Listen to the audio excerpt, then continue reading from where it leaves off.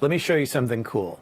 It's a workflow that allows us to control the pan, tilt, and slider position from a Skaarhoj controller. So we can shade this camera, we can pan, we can tilt, we can zoom, we can also slide that camera all the way along. So we get really nice moves and we've got a really intuitive control over it. Let me show you the parts that make it up. So the first part I'm going to show you is the control surface. This is a Skaarhoj control surface. This is the module from the Mega Panel, but there's many great Skaarhoj controllers, the PTZ Extreme, the PTZ Fly, PTZ Pro. And what I've done is I've assigned the control of the Waterbird slider to the zoom ring and the pan tilt to the Zanus. And ordinarily we could shade our cameras here. What I've done is I've also assigned the slider speed to this knob. And then I have some presets, and then I have my 3 cameras here. So here's a PTZ camera, an ADA camera, and then the Zanus camera, which is what's now selected. The other part is the blue pill here is Skaarhoj's next generation control interface programming platform. And let me take you through a quick tour of that. So this is the interface for Blue Pill. What I've done is I've added, here's the Zanus at this IP address, and here's the Waterbird at this IP address.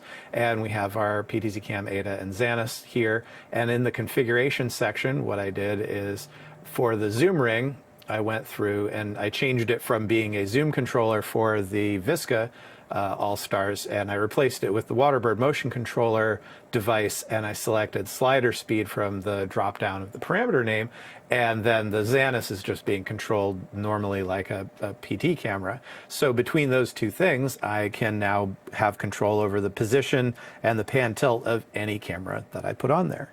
Let's take a look at the Zanus component of this solution. This is their Paulinho. It's a pan tilt head with a lighter payload than their flagship line products, but we're able to pan and tilt the unit, and it's got a lot of great features on it. The ability to connect the Ethernet and loop through Ethernet, SDI, HDMI, and also provide a 12 volt or 24 volt output to whatever device is up on there. Since we're only running a PoE camera, all we're doing is running that Ethernet over to the PoE camera. But the pan tilt head could be used for a DSLR, a cinema camera, a Pro AV camera, even some of the smaller broadcast cameras. And then the Waterbird MSXL, which is what we're controlling with the zoom ring on the Skaarhoj controller, has a lot of neat connections on the back. It's got DMX connections, so we can communicate to it with lighting controllers, or in this case, what we're using is an Ethernet connection and a loop through to the Zanus PT head. And we're controlling it with the Skaarhoj or with their motion control software. So I'm using that slider control here in order to make it move back and forth using the controller here. And between the slider control and the pan tilt all being mapped to the same device, we get an awful lot of control and flexibility, and we can do some really creative shots with that as well.